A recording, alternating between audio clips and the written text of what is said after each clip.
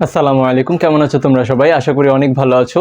আজকে আমরা গত ক্লাসে কুয়ার প্রবলেমগুলো নিয়ে আলোচনা করছিলাম, কুয়ার কনসেপ্ট। তো কুয়ার কনসেপ্টের উপরে আমরা আজকে ম্যাথ প্রবলেম সলভ করব। তো প্রথম ম্যাথটা দেখো, এখানে কি বলছে, একটি পানিপূর্ণ কুয়া সম্পূর্ণ খালি করতে কৃতকাজ এবং একটি অর্ধপূর্ণ কুয়া সম্পূর্ণ খালি করতে কৃতকাজের অনুপাত কত?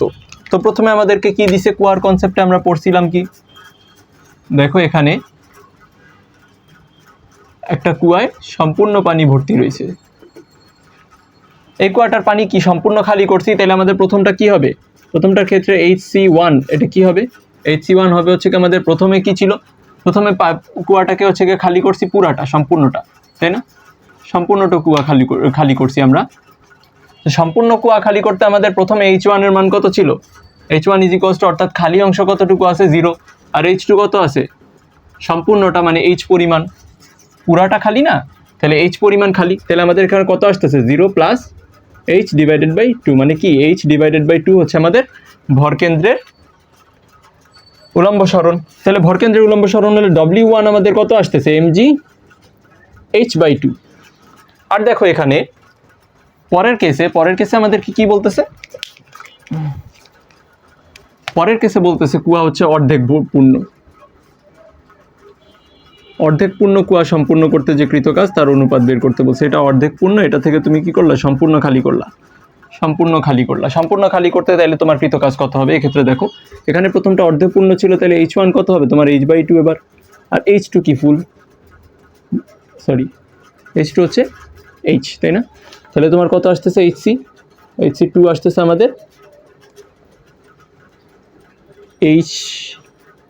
H বাই 2 প্লাস হচ্ছে আমাদের H ডিভাইডেড বাই 2, তাহলে কত আসতেছে? 3H by 4। তাহলে আমাদের W2 আসতেছে কি? mgh বাই 4, তাই না? তো mgh বাই 4 যদি আসে তাহলে এটা কি, তাহলে আমাদের অনুপাত কত হবে? W1 ডিভাইডেড বাই W2 করে দাও, অনুপাত নির্ণয় করি, কত আসে? 3H বাই 4 হবে, 3H বাই 4। তাহলে mgh বাই 2 আর mg 3H by 4, mg h divided by 2 আর কি mg 3H ডিভাইডেড বাই 4, তাহলে কত আসে? 2 কাটা যায়, H কাটা যায়, তাহলে কত আসে আমাদের? 2 ডিভাইডেড বাই 3, বুঝতে পারছো? 2:3, এটা হচ্ছে আমাদের অনুপাত।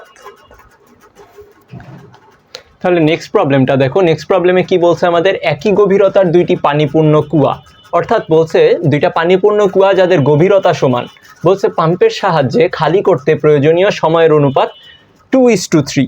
সময়ের অনুপাত 2:3, এটা মানে প্রথম কুয়াটা খালি করতে সময়, প্রয়োজনীয় সময় ডিভাইডেড বাই দ্বিতীয় কুয়াটা খালি করতে প্রয়োজনীয় সময়, এটা কত হবে?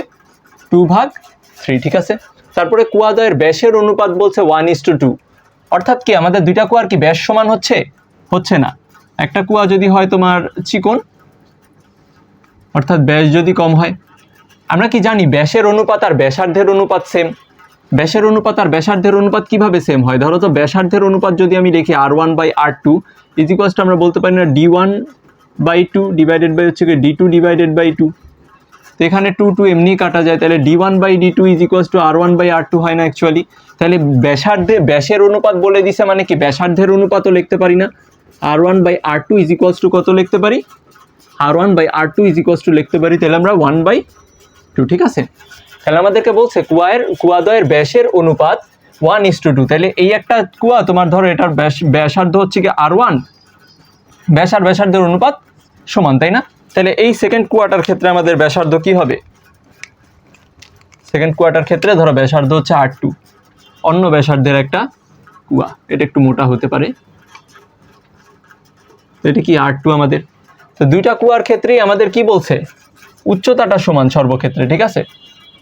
একই গভীরতার কুয়া বলছে না, তাহলে গভীরতা কি হবে? সমান হবে। তাহলে গভীরতা যদি সমান হয় তাহলে আমরা এই ক্ষেত্রে কি লিখতে পারি? প্রথম কুয়াটার ক্ষেত্রে লিখতে পারি W1 ইজিকোয়ালস টু, দেখো এই ক্ষেত্রে কুয়া কি পানি সম্পূর্ণ খালি করছে না, তাহলে mgh ডিভাইডেড বাই 2।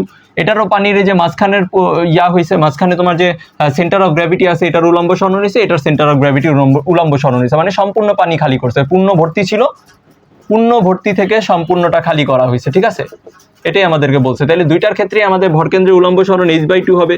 তাহলে W2 হবে, দেখো এখানে একটা জিনিস আছে, এই কুয়ার যে ভর, এই কুয়ার পানির ভর হচ্ছে তোমার m1, আর এই কুয়ার ক্ষেত্রে পানির ভর আসবে আমাদের m2। এই জিনিসটা একটু খেয়াল করো, এটার পানির ভর কিন্তু চেঞ্জ হয়ে যাবে। তাহলে এখানে কি হবে আমাদের কৃতকাজের ক্ষেত্রে m1GH/2, আর এখানে কি হবে m2GH/2, ঠিক আছে। তো এখন আমাদেরকে বলছে যে এখানে কোনটা পাম্প দেওয়ার ক্ষমতার অনুপাত চাইছে, আমাদেরকে আর কৃতকাজের অনুপাত চাই না, এবার আমাদের চাইছে ডাইরেক্ট ক্ষমতার অনুপাত। তো ক্ষমতা আমরা কি জানি, P = কি জানি, P = আমরা W/T জানি, W/T। তাহলে আমরা P1/P2 = কি লিখতে পারি, W1/T1, W2/T2, ঠিক আছে, W2/T2। তাহলে W1T1, W1 হচ্ছে গিয়ে তোমার m1GH/2, m1GH/2, আর W2 আমরা কি লিখতে পারি, দেখো T2/T1 এখানে চলে আসে, তারপর হচ্ছে কি m2GH/2, ঠিক আছে। তো এখন আমাদের দেখো এই অংশগুলো পুরোপুরি কাটাকাটি চলে যায়, এটা এটা এটা এটা T2/T1 এটা থাকে, m1/m2 তো আমরা কোনোভাবে ইয়াতে প্রকাশ করতে পারি, তাই না, ওই যে রেডিয়াস দিয়ে প্রকাশ করতে পারি না। m1 কে কিভাবে ভাঙানো যায়, m1 হচ্ছে গিয়ে তোমার m হচ্ছে গিয়ে v-ρ, দেখো দুইটার আয়তন কিন্তু সমান না, পানির ঘনত্ব দুই ক্ষেত্রেই সমান হবে, তাই না। তাহলে v-ρ মানে কি লেখা যায়, v মানে কি πr²h, দেখো উচ্চতাটা সমান πr²h ρ, তাহলে r1 r2 দুইটা ডিফারেন্ট, তাহলে আমাদের এখানে কি হবে m = v-ρ, তাহলে m আমরা m1 আমরা লিখতে পারি না πr1² h ρ, এটা লিখতে পারি কি πr1² h ρ ডিভাইডেড বাই আমরা লিখতে পারি πr2² h ρ ইন্টু T2/T1, ঠিক আছে। h কাটাকাটি যায়, সব কিছু কাটাকাটি গেল, তাহলে r1/r2 এটা কত পাইছিলাম 1/2, তাহলে এখানে কি লেখা যায় 1/2 এর হোল স্কোয়ার ইন্টু T2/T1 হবে 3/2, ঠিক আছে। তাহলে কত আসে এখানে 1/4 ইন্টু 3/2, তাহলে তোমার আসে হচ্ছে গিয়ে 3/8, ঠিক আছে। তাহলে আমরা কি পাবো, P1:P2 আমরা পেলাম হচ্ছে গিয়ে 3:8, এটাই হচ্ছে আমাদের অ্যান্সার। দেখো তো নেক্সট ম্যাথ, এরপরের ম্যাথে বলছে যে একটি পানিপূর্ণ কুয়ার গভীরতা বলছে 4 মিটার আর ব্যাস 8 মিটার, অর্থাৎ একটা পানিপূর্ণ কুয়া যার গভীরতা কত বলছে, গভীরতা বলছে আমাদের h = 4 মিটার, আর ব্যাস কত, পুরাটা ব্যাস হচ্ছে আমাদের 8 মিটার, ঠিক আছে। তো একটি পাম্প 20 মিনিটে কুয়াটির 3/5 পানি খালি করতে পারে, 3/5 মানে 5 ভাগে ভাগ করা হয়েছে, 1 2 3 4, 1 2 3 4 5, এই ধরো 5টা ভাগে পাম্প কি কুয়াটাকে ভাগ করা হয়েছে, ঠিক আছে। 3/5 পানি খালি করছে, 3/5 পানি খালি করা হয়েছে, ঠিক আছে। 3/5 পানি খালি করতে পারে যেই পাম্পটা, সেই পাম্পটার কি করতে বলছে, ক্ষমতা বের করতে বলছে। 20 মিনিটে কুয়াটির 3/5 পানি খালি করে, তাহলে এখানে কত দেখো তো, প্রথমে কুয়াটার আমাদের পানি কি ছিল, সম্পূর্ণটা ভর্তি ছিল, তাহলে h1 অর্থাৎ খালি পানির অংশ কত 0 মিটার। পরে সেকেন্ডে কুয়াটার যখন 3/5 খালি করে নিয়ে গেল, অর্থাৎ এই যে 3 ভাগ, এই 3 ভাগ যখন অপসারণ করলা, এটা কি, এই প্রত্যেকটা ভাগ হচ্ছে h/5 না, তাহলে এই পুরাটা এই 3টা মিলে কত আসে আমাদের 3h/5, তাহলে আমাদের সেকেন্ড কেসে এই 2 পার্ট আছে, বাকি 3 পার্ট উপরে খালি করে নিয়ে গেছি, তাহলে আমাদের h2 আসে কত 3h/5, এই যে অংশটা যতটুকু খালি রয়েছে, তো খালি অংশ কত আমাদের 3h ডিভাইডেড বাই 5। তাহলে আমাদের hc কত আসে, hc অর্থাৎ ভরকেন্দ্রের সরণ কত আসে 0 plus 3h divided by 5 divided by 2, তাহলে কত আসে 3h ডিভাইডেড বাই 10। তাহলে আমাদের পানি খালি করতে পারে, এই ক্ষমতা বের করতে বলছে 20 মিনিটে পানি খালি করতে পারে। তাহলে এর কৃত কাজ কত হবে, w is equals to mg 3h by 10। ঠিক আছে, এম এর মানটা আমাদের একটু বের করে নিতে হবে। এখানে এম এর মান আমাদের দেখো কুয়ার পানির গভীরতা আর হচ্ছে ব্যাস দেওয়া রয়েছে, তাহলে আমরা কি জানি এম এর মানটা কিভাবে নির্ণয় করতে পারি, এম ইজ ইকুয়ালস টু আমরা বলতে পারি ভি রো, ভি হচ্ছে আমাদের পাই আর স্কোয়ার এইচ, এটা কোন কিসের ক্ষেত্রে, সিলিন্ডারের ক্ষেত্রে, পাই আর স্কোয়ার এইচ হচ্ছে আমাদের সিলিন্ডারের ভলিউম ইন্টু রো। তাহলে এখান থেকে আমাদের একটু নির্ণয় করে নিতে হবে। তো এখানে দেখো ব্যাস দেওয়া আছে, তাহলে ব্যাসার্ধ কত, ব্যাসার্ধ আর ইজ ইকুয়ালস টু আমরা ধরে নিতে পারি 4 মিটার, তাই না। পাই আর স্কোয়ার এইচ 3.1416 ইন্টু কত, আর স্কোয়ার হচ্ছে আমাদের 4 স্কোয়ার ইন্টু রো কত, এইচ হচ্ছে আমাদের 4 মিটার ইন্টু রো কত 10 কিউব। ঠিক আছে, তাহলে এটা আমরা একটু করে দেখি।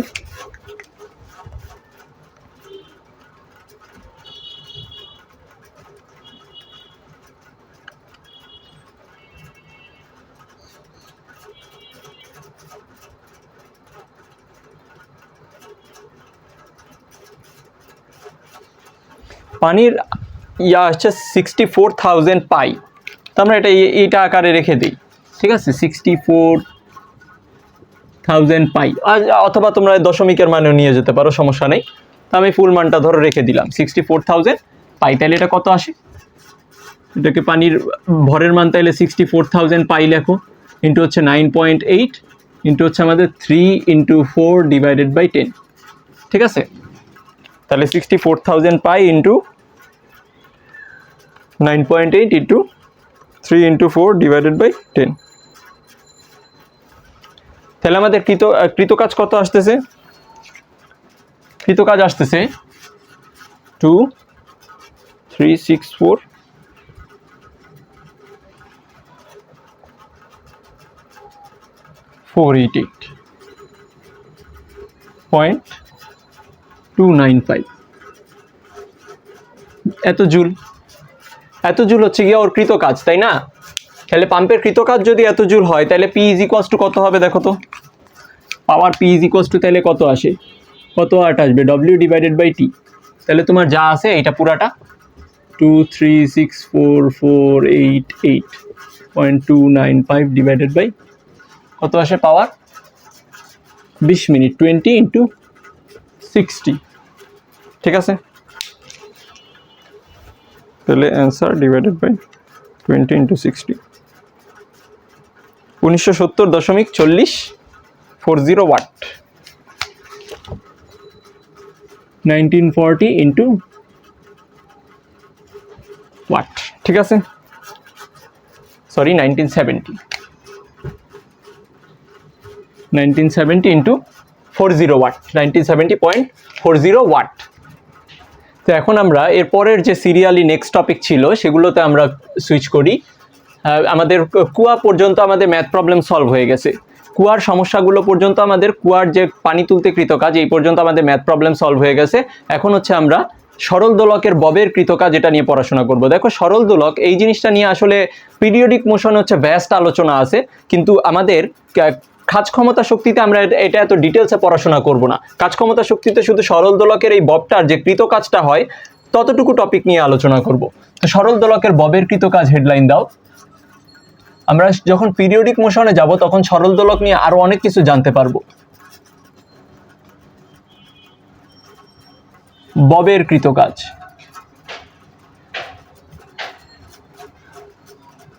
সরল দোলকের বব কোনটাকে বলে, দেখো সরল দোলকের বব হচ্ছে গিয়া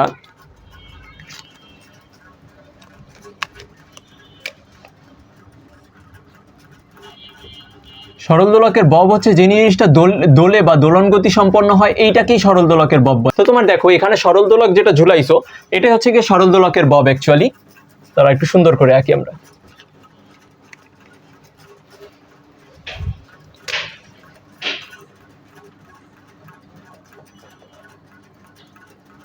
এই সরল দোলকের এখানে ধরো সাপোজ যে বলটা থাকে, এটাই হচ্ছে আমাদের সরল দোলকের বব, ঠিক আছে। এই ববটা, এই যে ববটা যে এদিকে যাবে যে দোলন গতি সম্পন্ন হবে, তো দোলন গতি সম্পন্ন হইলে তখন এটার কি একটা কাজ সম্পন্ন হবে না? দেখো তো, এটাকে আমি একটুখানি টেনে ধরে ছেড়ে দিলাম, আমি বস্তুটার উপরে টেনে ধরে ছেড়ে দিছি, মানে কি বস্তুটাতে কাজ করছি না আমি একটা? দেখো তো, বস্তুটাকে একটু টেনে ধরে ছেড়ে দিছি বা থিটা কোণে এটাকে বাঁকাইছি, আমি এটা সরাইছি কতটুকু? সাম্যাবস্থা থেকে থিটা। এই অবস্থাটা কি সাম্যাবস্থা? এটা কি এখানে স্টেবল অবস্থায় ছিল, স্ট্যাটিক অবস্থায় ছিল, আমি এটাকে সরাইছি কি সাম্যাবস্থা থেকে থিটা অ্যাঙ্গেলে, আমি এটাকে সরাইছি। দেখো তো, সাম্যাবস্থা থেকে থিটা অ্যাঙ্গেলে সরাইছি না? থিটা অ্যাঙ্গেলে আমি এটাকে সরাইছি। তো সরানোর পরে দেখো, এটা কিন্তু এখন আমি এই জিনিসটাকে ধরে নিব আইডিয়াল প্লেন, ঠিক আছে, আইডিয়াল প্লেন। বা দেখো, এটা কিন্তু সরল দোলক কিন্তু ভূমি থেকে, এখানে ভূমি থাকতে পারে, ভূমি থেকে কিন্তু সরল দোলক অনেক উপরে হইতে পারে। তো এই সরল দোলকের ভেতরে কিন্তু আসলে বিভব শক্তি আছে, ভূমি থেকে উপরে হলে তাহলে সরল দোলকের ভিতরে কিন্তু বিভব শক্তি আছে, কিন্তু এই বিভব শক্তিটা কাউন্ট হবে না। এখানে আমরা বলবো যে বিভব শক্তি শূন্য। এখানে সরল দোলক ঝুলন্ত অবস্থায় যে আছে, এই ঝুলন্ত অবস্থায় আমরা ধরে নিলাম সরল দোলকের ভিতরে বিভব শক্তি শূন্য, কারণ এই প্লেনটাকে তুমি ধরে নিবা এটা ভূমি। এই প্লেনটা যেখানে সরল দোলক সাম্যাবস্থায় আছে, এই প্লেনটাকে ধরে নিবা ভূমি। এই প্লেন থেকে তুমি যখন এটাকে সামান্য একটু উপরে তুলবা, তো এই উপরে তোলার পরে এটার ভিতরে কি হবে? তুমি কাজ করছো, কাজ করার এগেনস্টে তোমার শক্তি জমা হবে। তো কাজ করার এগেনস্টে শক্তি জমা হওয়া তুমি এটাতে এমনিও বুঝতে পারো। সরল দোলকের দেখো ববের একটা ভরকেন্দ্র আছে, এই দেখো আমরা ভরকেন্দ্র হিসাবে কিন্তু সরল দোলকের ববের এখানে চিহ্নিত করছি।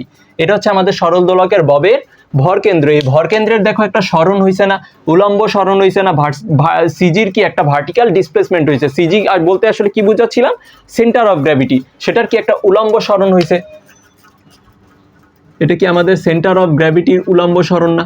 এই যে ভরকেন্দ্রটা, এই ভরকেন্দ্রটা এখান থেকে এখানে, এই যে এতটুকু ভরকেন্দ্রের সরণ হয়েছে, এটা কি ভরকেন্দ্রের উলম্ব সরণ, তাই না? এইচসি, ঠিক আছে, সেন্টার অফ গ্র্যাভিটির উলম্ব সরণ। এই যে সেন্টার অফ গ্র্যাভিটির উলম্ব সরণ হলো, এটা আসলে তার ভিতরে জমা হওয়া কৃত কাজ না, যে কৃত কাজটা তার উপরে করা হয়েছে। যে কোনো কিছুর উপরে যদি কাজ করা হয় তাহলে তার ভিতরে শক্তি জমা হয়। তাহলে আমি এটাকে টেনে যে উপরে উঠাইছি, তাহলে আমি এটার উপরে কাজ করছি, আর এটার ভিতরে কি বিভব শক্তি জমা হয়েছে। তাহলে আমরা কি লিখতে পারি? ইপি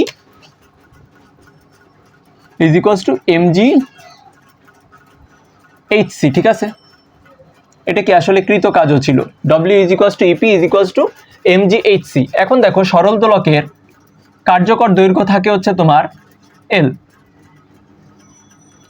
সরল দোলকের কার্যকর দৈর্ঘ্য ধরলাম এল। এটা সম্পর্কে বিস্তারিত আমরা পরবর্তী ইয়াতে জানবো, পিরিয়ডিক মোশনে জানবো। তো এখানে দেখো, সরল দোলকের আমরা কার্যকরী দৈর্ঘ্য ধরলাম কি? এল। এটা যদি এল হয়, দেখো এটা কি, এই সুতাটা, এইখানে সুতাটা আছে, এই সুতাটা দৈর্ঘ্য, আর এই সুতাটার দৈর্ঘ্য কি চেঞ্জ হয়েছে? দৈর্ঘ্য আসলে চেঞ্জ হয় না, এখানে আমাদের আকার কারণে এটা ছোট মনে হচ্ছে, কিন্তু বেসিক্যালি এই পাশটা যদি এল হয়, এই পাশটাও কিন্তু এল, তাই না? এই পাশটাও এল, এটা যদি এল হয় এটাও এল। তাইলে এখন দেখো, আমাদের এইখানে যে সরণটা হয়েছে, সরল দোলকের রৈখিক সরণ কতটুকু হয়েছে? উচ্চতা অর্থাৎ ভার্টিক্যাল ডিসপ্লেসমেন্ট হয়েছে কত? এইচসি পরিমাণ।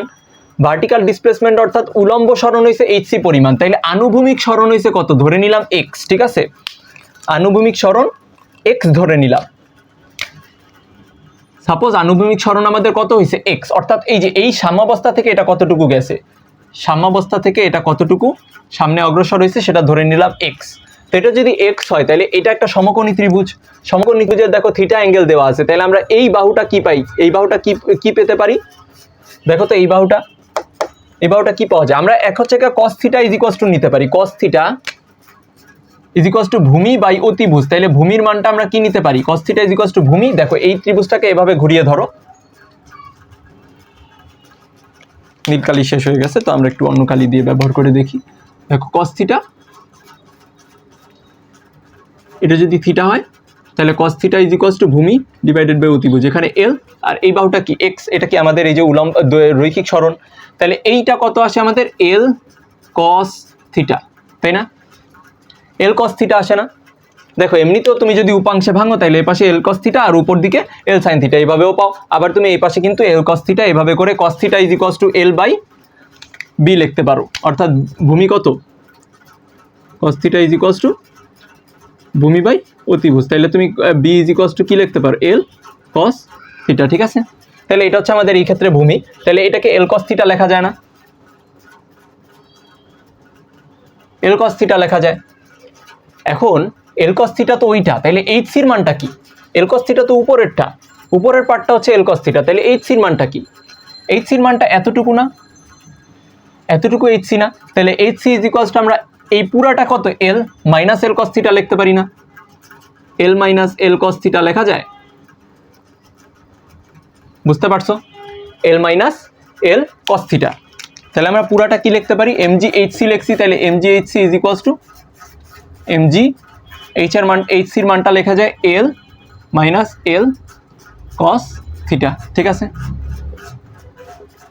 তাহলে M G is equals to আমরা কি লিখতে পারি? M G L 1 minus cos theta, 1 minus cos theta মানে কি? 2 সাইন স্কোয়ার থিটা বাই 2, তাহলে M G L into 2 sine square theta by, theta হচ্ছে আমাদের এই যে কৌণিক বিচ্যুতিটা, এই যে কৌণিক বিচ্যুতিটা, কৌণিকটা কতটুকু হয়েছে, ঠিক আছে? তো এইটা লেখা যায়। আর দেখো এই অংশটাকে আমরা পিথাগোরাসের উপপাদ্য অ্যাপ্লাই করতে পারতাম। পিথাগোরাসের উপপাদ্য যদি অ্যাপ্লাই করতাম তাহলে আমাদের কি আসতো? পিথাগোরাসের উপপাদ্য অনুসারে এই অংশটা তোমার কি আসে? রুট ওভার এল স্কোয়ার মাইনাস এক্স স্কোয়ার, তাই না?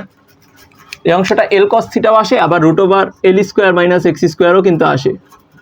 তো এই দুইটাই আমরা করতে পারি, রুট ওভার এল স্কোয়ার মাইনাস এক্স স্কোয়ারও কিন্তু আমরা বসাইতে পারি, তাহলে এল মাইনাস রুট ওভার এল স্কোয়ার মাইনাস এক্স স্কোয়ার এরকমও কিন্তু আসে, আবার এল কস থিটাও বসানো যায়। তাহলে আমরা অ্যাকচুয়ালি পাচ্ছি W is equals to EP is equals to 2mgl sine square theta by 2। কৌণিক বিচ্যুতি যদি দেয়া থাকে, অর্থাৎ কোণটা যদি দেয়া থাকে কতটুকু অ্যাঙ্গেলে বাঁকাইছো, এই কোণটা যদি জানা থাকে তোমার, তাহলে তুমি ইজিলি সরল দোলকের কৃত কাজ বের করতে পারবা। যে কোনো পয়েন্টে সরল দোলকের ববের কৃত কাজ নির্ণয় করতে পারবা। আবার যদি তোমার রৈখিক বিচ্যুতি দেওয়া থাকে, এক্স এর মান দেওয়া থাকে, তাহলে তুমি এই যে রুট ওভার এল স্কোয়ার মাইনাস এক্স স্কোয়ার এটা দিয়ে কাউন্ট করবা, তখন আর এইচ সির মান ওই রকম থাকবে না। এইচ সি হয়ে যাবে কি? এইচ সি হয়ে যাবে হচ্ছে গিয়া এল মাইনাস রুট ওভার এল স্কোয়ার মাইনাস এক্স স্কোয়ার, এটা বসালেও তুমি হচ্ছে গিয়া তখন হবে এইচ সির জায়গায় এটা বসালে তখন হচ্ছে তুমি সরল দোলকের যে কোনো যদি রৈখিক বিচ্যুতি দেওয়া থাকে তাহলে ববের কৃত কাজ নির্ণয় করতে পারবা। এরপরে নেক্সট টপিকে চলে যাই আমরা, ক্ষমতা ও কর্মদক্ষতা। তো এতক্ষণ আমরা হচ্ছে গিয়া সরল দোলকের ববের কৃত কাজ নিয়ে আলোচনা করতেছিলাম।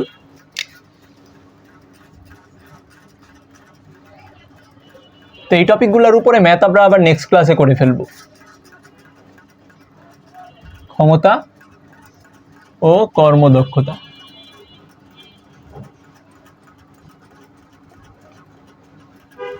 দেখো ক্ষমতা ও কর্মদক্ষতা এটা খুব সহজ টপিক। ধরো একটা ইঞ্জিন আছে, দেখো ইঞ্জিনের গায়ে আমাদের একটা ক্ষমতা লেখা থাকে, ইঞ্জিনের গায়ে আমাদের যে ক্ষমতাটা লেখা থাকে সেটা হচ্ছে পি ইন, অর্থাৎ প্রদত্ত ক্ষমতা। এটা কি গায়ে লেখা থাকে?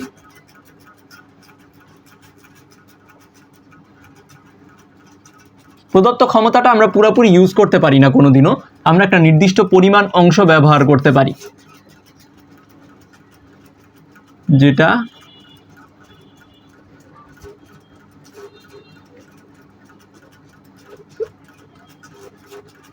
গায়ে লেখা থাকে। এটা কি আমাদের পি ইন, এটার একটা আমরা অংশ ব্যবহার করতে পারি। যে অংশটা ব্যবহার করি সেটা হচ্ছে আমাদের পি আউট, যে অংশটা আমরা ব্যবহার করি সেটাকে আমরা বলি পি আউট, ঠিক আছে? তা আমরা দেখো প্রদত্ত ক্ষমতাটা আমরা ব্যবহার করতে পারি না, আর এটা কি আমাদের কার্যকর ক্ষমতা, যে অংশটা আমাদের কাজের রূপ নেয়, যে অংশটা আমরা কাজ হিসাবে পাই, কার্যকর ক্ষমতা। এই ক্ষমতাটাই আমাদের জন্য ইম্পর্টেন্ট, যে ক্ষমতাটা আমরা কাজের রূপ নিতে পারি। এখানে ক্ষমতা দেয়া থাকতে পারে অনেক বেশি, কিন্তু আমরা কাজের রূপ দিতে পারতেছি কি খুব কম সংখ্যক ক্ষমতা, সেটাই হচ্ছে আমাদের পি আউট। অর্থাৎ তোমার পি ইন অর্থাৎ প্রদত্ত ক্ষমতার অনেকটা অংশ নষ্ট হয়ে যায়। যে কোনো ইঞ্জিন কিন্তু কোনোদিনও তোমার অপচয় ছাড়া তৈরি করা সম্ভব না, যে কোনো ইঞ্জিনই অপচয় নিয়েই তৈরি হইতে হবে। তো এটা কেন হয়, এটা আমরা তাপগতিবিদ্যা একটা চ্যাপ্টার আছে সেকেন্ড পেপারে, তো তাপগতিবিদ্যা প্রথম চ্যাপ্টার সেকেন্ড পেপারে ওটাতে আলোচনা করব। তো এখানে দেখো ইঞ্জিনটার মধ্যে যেই ক্ষমতাটা হয়েছে, এই ক্ষমতা মোট প্রদত্ত ক্ষমতা এবং কার্যকর ক্ষমতার অনুপাত, যেটা কার্যকর ক্ষমতা এবং মোট প্রদত্ত ক্ষমতার অনুপাতকে ইটা দিয়ে লেখা হয়। এই অনুপাতই হচ্ছে আমাদের কর্মদক্ষতা, কতটুকু কাজ করতে পারে তার পার্সেন্টেজটাই হচ্ছে আমাদের কর্মদক্ষতা, ঠিক আছে? এই কর্মদক্ষতা দেখলেই আমরা বুঝি এটা কতটুকু ভালোভাবে বা কতটুকু এফেক্টিভলি কাজ করে, এটার এফেক্টিভিটি কীরকম। কর্মদক্ষতা আসলে আমাদের কি effectiveness P out divided by P in, অর্থাৎ মোট প্রদত্ত ক্ষমতা মোট কার্যকর ক্ষমতা ডিভাইডেড বাই মোট প্রদত্ত ক্ষমতা ইন্টু 100%। 100%, ঠিক আছে। এই অনুপাতটাই হচ্ছে আমাদের অ্যাকচুয়ালি এই অনুপাতটাই আমাদের কর্মদক্ষতা। তাইলে এই অনুপাত দিয়ে কি আমরা এফেক্টিভনেসটা কি বুঝতে পারি, যে কোনো ইঞ্জিনের এফেক্টিভনেসটা বুঝতে পারি। তো এখানে দেখো 100% দিয়ে আমরা কি এটাকে 100 ভাগের মধ্যে এফেক্টিভনেস বুঝতে পারবো। তো 100 ভাগের মধ্যে এটা পার্সেন্টেজ আসবে 70% বা 80%। তাহলে আমরা কি করতে পারবো, বুঝতে পারবো যে ইঞ্জিনটা কতটুকু এফেক্টিভ। 80% ক্ষমতা, 80% প্রদত্ত ক্ষমতার 80% কাজে রূপ দিতে পারে। এই এফেক্টিভনেসটাই আমরা কর্মদক্ষতা দিয়ে আলাদা করে থাকি। এখন কর্মদক্ষতা যদি একটা না অনেকগুলো থাকে, ধরো একটা ইঞ্জিন, একটা তোমার কম্পাউন্ড ইঞ্জিন আছে যেটার ভিতর হচ্ছে সাইমালটেনিয়াসলি অনেকগুলো ইঞ্জিন থাকতে পারে। সাপোজ এখানে একটা ইঞ্জিন আছে, এই ইঞ্জিনের ভিতরে কি থাকতে পারে, একটা ইঞ্জিন, পরপর অনেকগুলো ইঞ্জিন থাকতে পারে, ঠিক আছে। তো দেখো এইটার থেকে যেটা, এটাতে একটা ক্ষমতা দেয়া আছে পি ইন, ঠিক আছে, প্রথম ইঞ্জিনটা। এই ইঞ্জিনগুলা একাধারে একটার সাথে আরেকটা যুক্ত। এই ইঞ্জিনটা যেই কাজটা করতেছে, এই ইঞ্জিনটার ভিতরে পি ইন যেটা, এই পি ইনটা আসলে আসে হচ্ছে ইলেকট্রিক্যাল পাওয়ার থেকে। পি ইন যেটা অর্থাৎ যেটা দেয়া থাকে, তো এই পি ইনটা আসতেছে আমরা ধরি সাপোজ ইলেকট্রিক্যাল পাওয়ার থেকে। ইলেকট্রিক্যাল পাওয়ার থেকে পি ইন অর্থাৎ যেই ক্ষমতাটা গায়ে লেখা থাকে, এই ক্ষমতাটা সম্পূর্ণ কিন্তু সে কনজিউম করে। তো এখানে দেখো, তো প্রথম ইঞ্জিনটা কি আমাদের খাবে, প্রথম ইঞ্জিনটা হচ্ছে পি ওয়ানের যে অংশটা, তাহলে পি আউট বের করবে। দেখো পি আউট প্রাইম, একটা পি আউট সে বের করে দিল। প্রথমে একটা পি আউট প্রাইম বের করলো। পি আউট এটা বের করার পরে এই পি আউটটা দ্বিতীয় ইঞ্জিনের জন্য আবার কি, এটা কি প্রথমটার কর্মদক্ষতা ধরি ইটা 1, পরেরটার কর্মদক্ষতা ইটা 2, তারপরেরটা থার্ডটা ইটা 3, এভাবে করে অসংখ্য ইঞ্জিন ধরো আছে। আমরা এখানে 3টা নিয়েই কাজ করলাম। অসংখ্য ইঞ্জিনের ক্ষেত্রে কি হবে সেটা আমরা দেখাবো। এখন দেখো এই পি আউটটা সেকেন্ড ইঞ্জিনের জন্য পি ইন না, প্রথম ইঞ্জিনের পি আউট অর্থাৎ প্রথম ইঞ্জিনের কার্যকর ক্ষমতা দ্বিতীয় ইঞ্জিনের জন্য প্রদত্ত ক্ষমতা না। তাহলে দ্বিতীয় ইঞ্জিনের প্রদত্ত ক্ষমতা পি আউট, তাহলে দ্বিতীয় ইঞ্জিনের কার্যকর ক্ষমতা আমরা আবার ধরি কি, দ্বিতীয় ইঞ্জিনের কার্যকর ক্ষমতা আমরা ধরি হচ্ছে গিয়া পি আউট ডাবল প্রাইম, ঠিক আছে। প্রথমটা হচ্ছে পি আউট প্রাইম, পরেরটা আমরা পি আউট ডাবল প্রাইম দিলাম। তো এই পি আউট ডাবল প্রাইম আবার কি হবে, পরবর্তী ইঞ্জিনের ক্ষেত্রে পি আউট হিসাবে বের হয়ে যাবে। সাপোজ পি আউট, এটা হচ্ছে লাস্ট ইঞ্জিনের কার্যকর ক্ষমতা। তো এই যে দেখো পি আউট ডাবল প্রাইম, এটা তৃতীয় ইঞ্জিনের জন্য কি প্রদত্ত ক্ষমতা। তৃতীয় ইঞ্জিনের প্রদত্ত ক্ষমতা আবার কি কর্মদক্ষতা হিসাবে বের হলো। তৃতীয় ইঞ্জিনের প্রদত্ত ক্ষমতা আবার কার্যকর ক্ষমতায় রূপ নিল। তো কার্যকর ক্ষমতা কি পি আউট আমরা ধরে নিলাম। তাহলে প্রথম ইঞ্জিনের ক্ষেত্রে ইটা 1 আমরা কিভাবে কাউন্ট করব, ইটা 1 আমরা লিখতে পারি কি, P out prime divided by P in. ইটা 2 কি লেখা যায়, P out double prime divided by P out. ইটা 3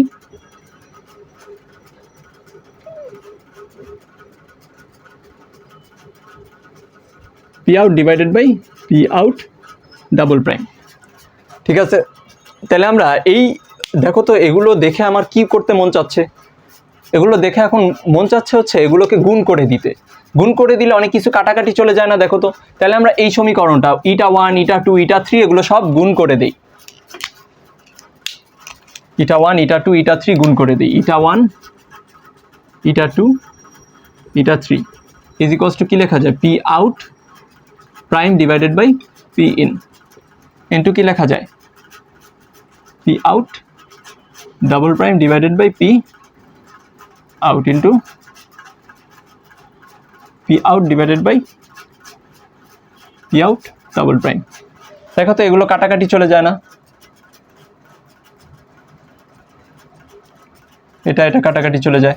এখন আমাদের P in by P out আসছে, P in divided P out divided by P in আসছে। তো এইটা দেখো তো আমাদের টোটাল কর্মদক্ষতাটা আমরা পাইছি। পি ইন কার ছিল, এই দেখো মেশিনে আমরা পাওয়ার ঢুকাইছি পি ইন, আর আমরা পাওয়ার কি হিসাবে পাইছি পি আউট। তাহলে টোটাল এইটার কর্মদক্ষতা কি আমরা পেয়ে গেছি। টোটাল এই মেশিনটার ভেতরে 3টা আলাদা আলাদা মেশিন ছিল, 3টা আলাদা আলাদা ইঞ্জিন ছিল। তো আমরা টোটাল ইঞ্জিনটার কর্মদক্ষতা পেয়ে গেছি কিনা, টোটাল ইঞ্জিনটার কর্মদক্ষতাই কিন্তু আমরা পেয়ে গেছি এটা। P out by P in, এটা কি আমাদের ইটা না? টোটাল ইঞ্জিনটার কর্মদক্ষতা না? দেখো তো এই ইঞ্জিনটার শুরুতে বের ছিল কত, ঢুকছে কত পি ইন, বের হয়েছে কত পি আউট, তাহলে এই ইঞ্জিনটার কর্মদক্ষতা এটা হচ্ছে গিয়ে P out divided by P in না? মাঝখানের যেগুলা এটা কি কোনো প্রভাব রাখছে? রাখে নাই। তাহলে টোটাল ইঞ্জিনের কর্মদক্ষতা আসলে কি মিন করে? সবগুলা ইঞ্জিনের ভিতরে যতগুলো ইঞ্জিন থাকবে তাদের কর্মদক্ষতার গুণফলের সমান। টোটাল ইঞ্জিনের কর্মদক্ষতা তুমি জাস্ট ভিতরের ইঞ্জিনগুলার কর্মদক্ষতা গুণ করে দিলেই হবে। ইটা 1, ইটা 2, ইটা 3, এভাবে করে অসংখ্য ইঞ্জিন থাকতে পারে। অসংখ্য ইঞ্জিনের ক্ষেত্রেই এটা বাস্তব। বুঝতে পারছো? ভিতরে যতগুলো ইঞ্জিনই থাক সবগুলো ইঞ্জিনের কর্মদক্ষতা যদি তুমি গুণ করে দাও তাইলেই তুমি পুরা টোটাল ইঞ্জিনটার কর্মদক্ষতা পেয়ে যাচ্ছ।